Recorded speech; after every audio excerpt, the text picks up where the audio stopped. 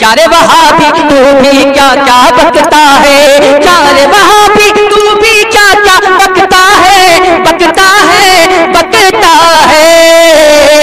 ارے پڑھ کنز الایمان بریلی والے کا، پڑھ کنز الایمان بریلی والے کا۔ عوام اور خواص کا عقیدہ کب تک تھا؟ 1857 سے پہلے تک تھا، لیکن جب انگریز آیا تو اس نے ہمیں لڑانا چاہا، اور یہودیوں نے عیسائیوں میں فرقے بنائے تو انہوں نے بھی ہمارے اندر فرقے بنائے، اور پھر ہندوستان کا مسلمان فرقوں میں تقسیم ہونے لگا، لڑائیاں شروع ہو گئی۔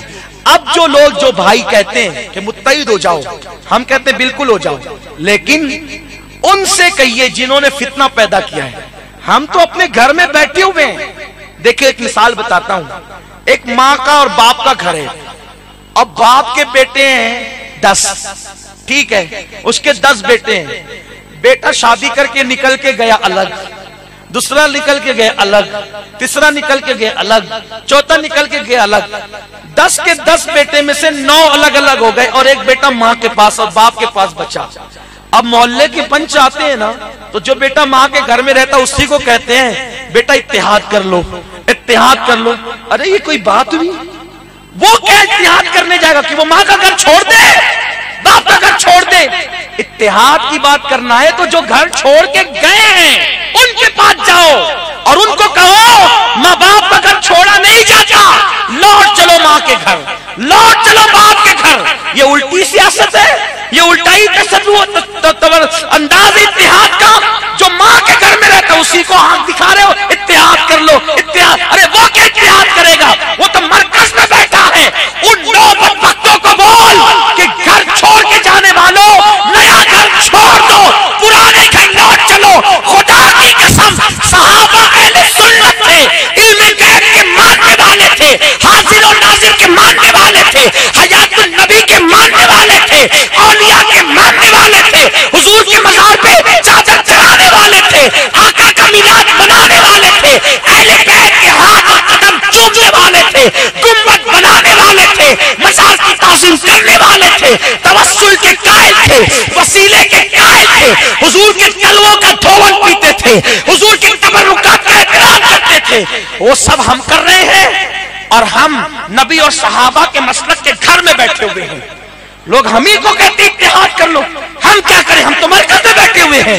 وہ لوگ جو ہم سے ٹوٹ کر علم غیب کے منکر ہوئے ہیں اور جنہوں نے دیوتی الگ بنا رکھی ہے، ان کو کہو چھوڑو وہ گھر جو 1857 کے بعد تعمیر کیا، چھوڑو وہ گھر اور لوٹ چلو اس طرف جو گھر چھوڑ کے تم آئے ہو۔ لوگوں کو ان کو کہنا چاہیے، لوگ ہمیں کہتے ہیں۔ یہ کون سا انصاف ہے؟ ہمارا کوئی عقیدہ آپ قرآن حدیث سے غلط ثابت کر دو، ہم غلامی لکھ دیں گے۔ نہیں کر سکتے، دھوکہ دے سکتے ہو لیکن نہیں کر سکتے۔ یہاں مجھے ایک واقعہ یاد آتا ہے، ہنسنے ہنسانے کی بات میری طبیعت میں نہیں ہے، لیکن ایک واقعہ بیان کرتا ہوں۔ جب شروع یہ 1857 کے بعد مسلک شروع ہوئے نا، تو ہمارے علماء نے بہت دفاع کیا اہل سنت کا، لوگوں کو بہت سمجھایا، 15 سال تک خطوط لکھے، بہت سمجھایا، سب کو نہیں مانے۔ وہ اپنے آپ کو اہل سنت کہنے لگے، سنیت سے نکل کر کہتے ہیں ہم اہل سنت ہیں۔ اہل سنت کوئی دکان پہ ملنے والا لڈو تھوڑی ہے، اہل سنت عقیدے کا نام ہے، یہ کوئی ٹائٹل نہیں ہے کہ کوئی بھی اٹھا کر کے لگا لے، کوئی جھنڈا نہیں ہے کہ خرید کر کے اپنے گھر پہ لگا لے، نا، یہ عقیدہ ہے۔ اگر کوئی بندہ سہارنپور میں رہ کر بھی ہے علم غیب حاضر و ناظر اور ضروریات اہل سنت کا قائل ہے تو وہ سنی ہے، کہیں کا ہو۔ نجد میں رہ کر بھی اگر وہ عقیدہ رکھتا ہے تو سنی ہے، اور مدینہ منورہ میں رہ کر اگر وہ اہل سنت کے عقائد کو چھوڑ چکا ہے تو وہ سنی نہیں ہے۔ بات شہر کی نہیں ہے، بات عقیدے کی ہے۔ عقیدہ چاہیے۔ اگر کوئی ساری زندگی بریلی میں رہا اور ضروریات اہل سنت کا منکر ہوا تو وہ سنی نہیں ہو سکتا۔ یہی ہے نا، کوئی قادیان میں رہا ضروریات اہل سنت کا قائل ہے، عقیدہ ختم نبوت کو ویسے ہی مانتا ہے جو امت کا اتفاق ہے، وہ سنی ہے، مسلمان ہے۔ وہ شہروں پہ کام بانٹو مت، سنیت کو شہروں میں تقسیم مت کرو۔ سنیت تو عقیدے کا نام ہے، سنیت کسی ٹائٹل کا نام نہیں ہے، سنیت کسی جھنڈے کا نام نہیں ہے، سنیت کسی شہر کا نام نہیں ہے، نہ دلی کا نام ہے، نہ بریلی کا نام ہے، نہ قادیان کا نام ہے، نہ سہارنپور کا نام ہے۔ عقیدے کا ہے۔ اگر امام اہل سنت نے جو عقیدہ 1400 سالہ بتایا ہے، اگر وہی عقیدہ قادیان کا رہنے والا، نجد کا رہنے والا مانتا ہے تو وہ سنی ہے۔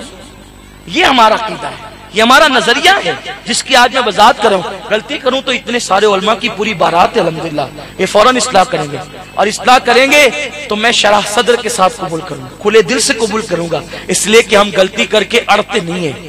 غلطی کر کے اڑنا شیطان کا کام ہے، اور غلطی ہو جائے تو توبہ کر لینا یہ اللہ والوں کی سنت ہے۔ تو اس لیے اگر یہ چاہیں اصلاح کر سکتے میں فوراً بات واپس دوں گا۔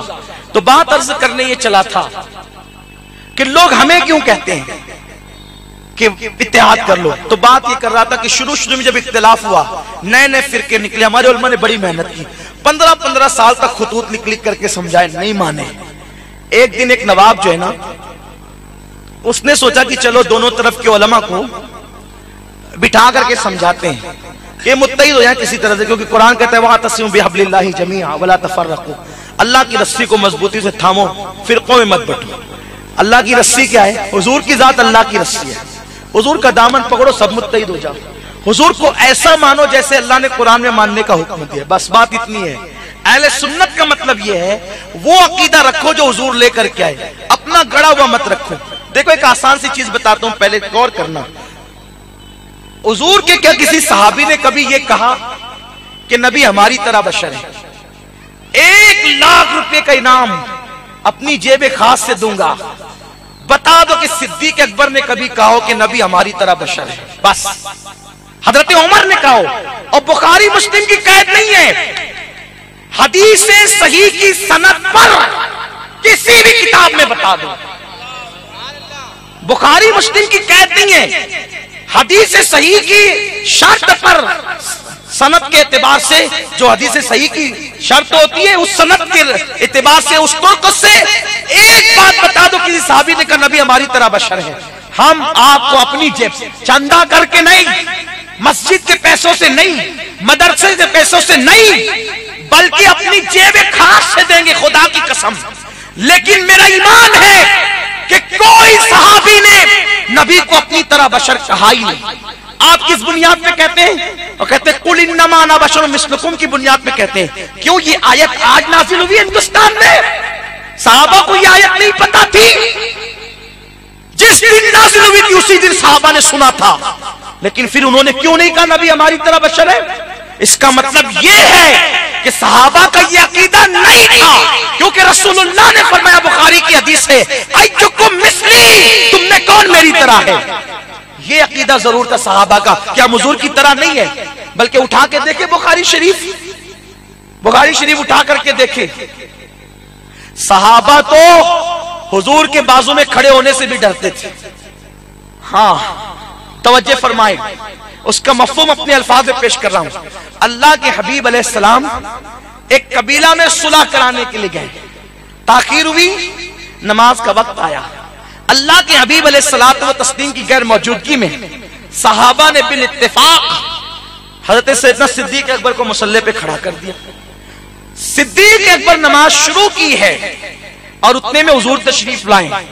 جب حضور تشریف لائیں تو صحابہ نے حضور کو حالت نماز میں دیکھا۔ اب آپ میری بات ذرا غور سے سنیں اور اپنی ایمان اور عقیدے کی اصلاح کریں۔ یہ حدیث بخاری شریف میں، صحابہ نے حضور کو حالت نماز میں دیکھا، تو پچھلی صف میں حضور جب کھڑے تھے نا، تو صحابہ نے نماز میں دیکھا تو انہوں نے یوں ہاتھ پہ ہاتھ مار کر آگے کی صف والوں کو اطلاع دی کہ حضور تشریف لائیں۔ آقا کریم کے لیے صحابہ نے جگہ بنائی تو آقا اس صف میں گئے، انہوں نے آگے والوں کو اطلاع کی حضور آئیں، پھر وہ آگے والوں کو اطلاع کی حضور آگے گئے، پھر انہوں نے آگے والوں کو اطلاع کی حضور آئیں، اس طرح حضور بالکل آگے چلے گئے، حتیٰ کہ صدیق اکبر کے بازو میں کھڑے ہو گئے۔ صدیق اکبر رضی اللہ تعالیٰ عنہ حضور کو دیکھ کر نماز میں پیچھے ہٹے۔ ایمان سے بتانا، دلوں پہ ہاتھ رکھ کر، اگر نماز میں کسی کو دیکھ کر کوئی پیچھے ہٹے، ہاتھ پہ ہاتھ مار کر یوں اطلاع کرے اور نماز میں اس کا چہرہ تکے، نماز رہ جاتی ہے؟ نماز کا انجام کیا ہوگا؟ نماز کا حال کیا ہوگا؟ یہ میں اب 1857 بھی نہیں، شاہ جہاں کا واقعہ تاریخی بھی نہیں، بلکہ بخاری شریف کی حدیث پیش کر رہا ہوں۔ حضور علیہ السلام ابو بکر صدیق کے بازو میں सिद्दीक अकबर पीछे हटने लगे। हुजूर ने पीठ पे हाथ रख के कहा, तू नमाज पढ़ा अबू बकर। अबू बकर सिद्दीक 2 सेकंड के लिए फिर रुक गए और हाथ उठा के अल्लाह की हम्द की और फिर पीछे हो गए। हुजूर ने नमाज पढ़ाई। ठीक है, ये हदीस है। फिर नमाज के बाद आका ने फरमाया, अबू बकर जब मैंने तुझे हुक्म दिया कि तू नमाज पढ़ा तो किस चीज ने तुझे रोका नमाज पढ़ाने से? सिद्दीक अकबर कहते हैं, या रसूल अल्लाह, अबू कुहाफा के बेटे की औकात क्या है कि आपके बाजू में बराबर खड़ा रहे। ये सहाबा का अकीदा है, ये सहाबा का नजरिया है। इस नजरिए से लोग हट चुके हैं और इस नजरिए से हटना ये कुफ्र की दहलीज पर कदम रखने के बराबर है, ये कुफ्र की दहलीज की तरफ बढ़ने के बराबर है। तो लोगों, अहले सुन्नत व जमात इस अकीदे का नाम है।